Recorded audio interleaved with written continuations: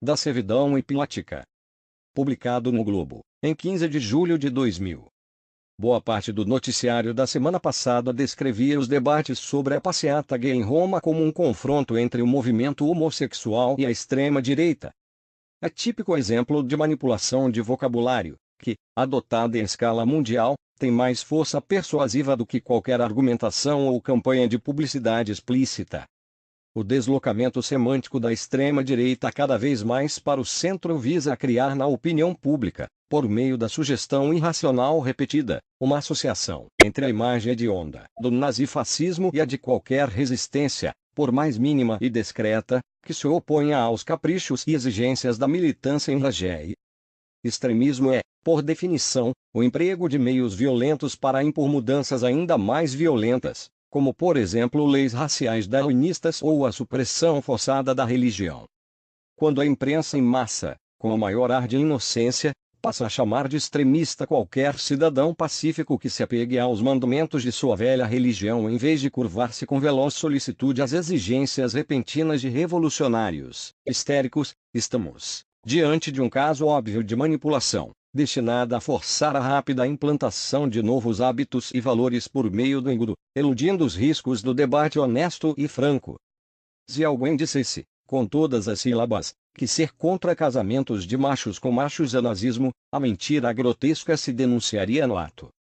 Embutida em frases de noticiário, passa como obviedade inofensiva. Repetido o truque algumas vezes, já se pode proclamá-la em voz alta sem risco de contestação. O hábito introjetado bloqueia as objeções conscientes. A maior parte da humanidade não tem defesa contra esse ardil. Espremidos entre a hipótese de ceder às novas palavras de ordem e a de tornar-se suspeitos de nazismo, quantos cidadãos terão tempo e a prudência de tomar um recuo, de rejeitar a formulação do problema, de desmontar a armadilha lógica preparada para limitar sua visão dos fatos e sua capacidade de escolha? A maioria simplesmente aceitará a opção que lhe impõe. É verdade que cada concessão, isolada, significa pouco. Mas o efeito acumulado de milhares de pequenas concessões é o comprometimento integral da alma, a completa abdicação do juízo crítico. Não se pode nem chamar isso de servidão voluntária, é a servidão hipnótica. Uma imprensa que submete seus leitores a esse tratamento não tem a menor ideia do que sejam democracia e liberdade de opinião, pois se esforça para liquidá-las no ato mesmo em que alardeia defendê-las.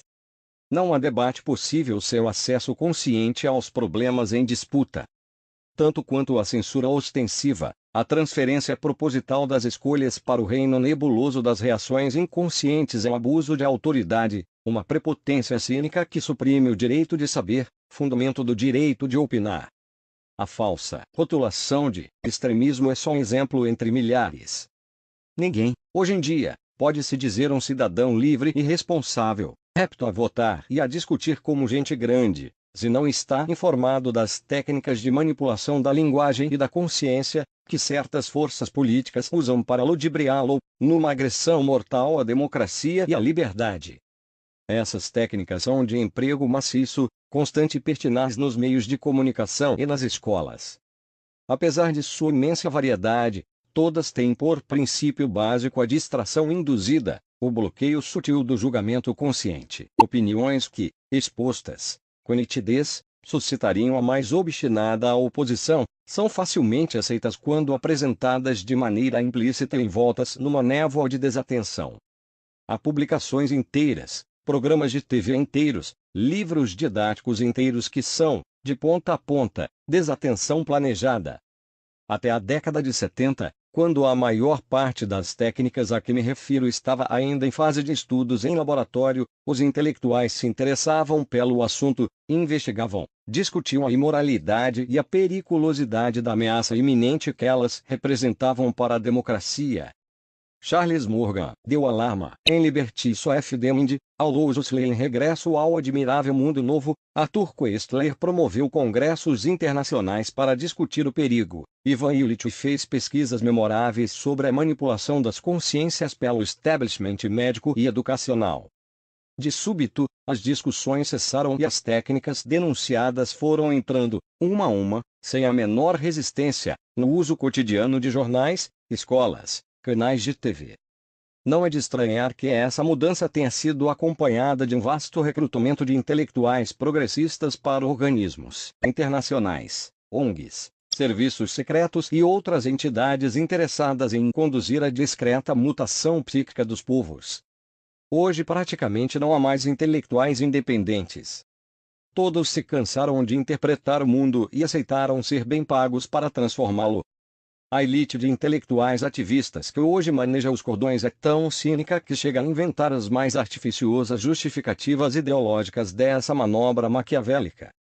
É inútil argumentar racionalmente, proclama Richard Hort, tudo o que podemos fazer, diz ele, é inculcar sutilmente nas pessoas os nossos modos de falar. E Antônio Gramsci, antecipando-se aos tempos, já tinha criado toda uma teoria da revolução passiva para demonstrar que a sonsa indiferença da multidão distraída vale por adesão explícita e basta para provar que a tomada do poder pelos comunistas foi uma escolha democrática do povo. Como não enxergar a dose extraordinária de malícia, de presunção arrogante, de desprezo pela liberdade de consciência, que há nessas doutrinas de farsantes e tiranetes,